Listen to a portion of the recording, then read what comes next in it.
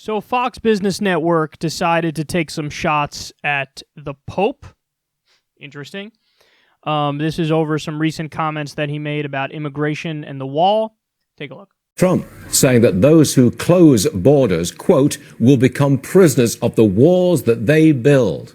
Liz, Pope's getting political again. Yeah, he's getting political again. And you know what the issue is? It has to be seen in the broader context of what the Pope has been saying about Central America and South America. 20 former presidents of these countries said to the Pope, your message about social harmony in Venezuela and reconciliation in Nicaragua falls flat when you have militarized dictatorships doing systematically killing and imprisoning your own people. So when you see the Pope making statements about a border wall, it has to be taken in the context of how the Pope approaches all of Central America and South America. Is very weak in his response to communism and socialism in the other parts of the world, and he's weak on the border wall as well. Yeah, but he was in Morocco saying this with thousands of migrants who want to leave North Africa and the Middle East to get into Europe. Right. And Yeah. Europe is having a real hard time. The point is, he's not criticizing the governments that cause these migrant outflows. Right? That's the issue. No, he's not. He's not doing that. No, he's not. It's after the fact. He's not fixing the problem at all. At the source. Can you imagine Pope John Paul if Pope John Paul had taken this approach to Poland?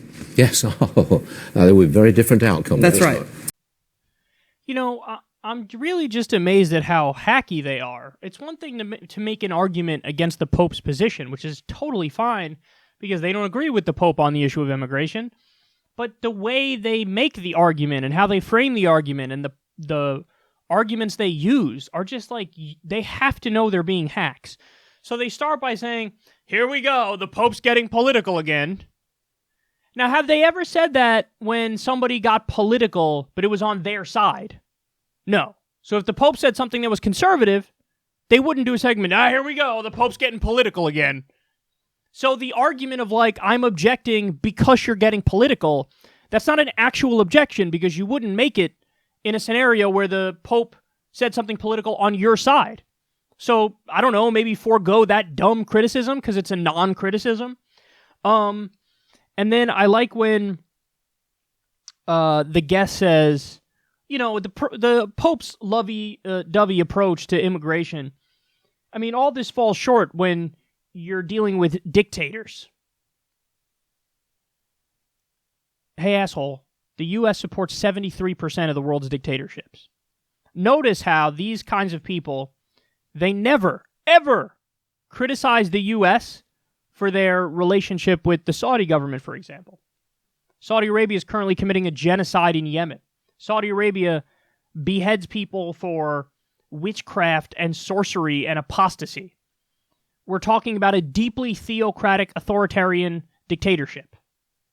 And the response is not, we must stand up against these dictatorships. They only use that argument when it's an official state baddie.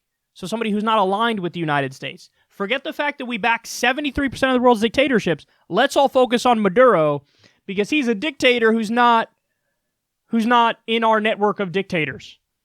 Again, sheer hackery. They don't have a principled stand against dictators.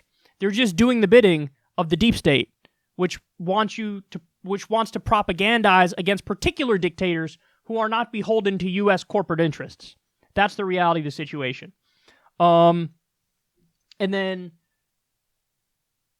I like how they say, well, the Pope is not criticizing the governments that are causing the migrant crisis. You know what led to a giant migrant crisis? The war in Iraq. You know what else led to a giant migrant crisis? The war in Syria, which the U.S. and Russia are exacerbating. So we've been responsible for many of these migrant crises.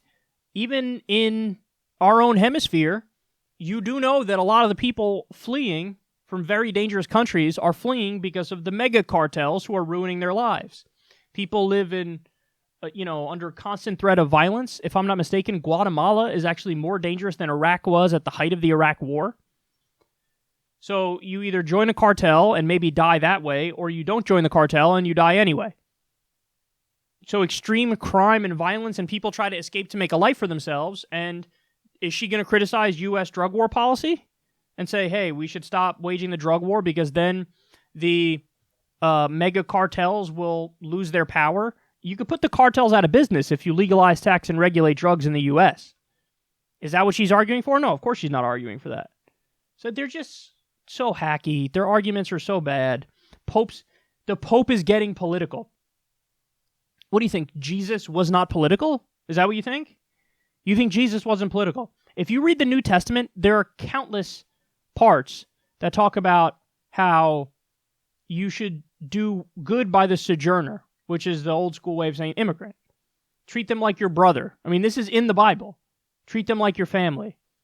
And they act like, what, Jesus was apolitical, or Jesus was like a big-time right-wing capitalist who was a war hawk? Are you kidding me? Would Jesus support military intervention in Venezuela, or would he have supported the war in Iraq? I mean, this is hilarious.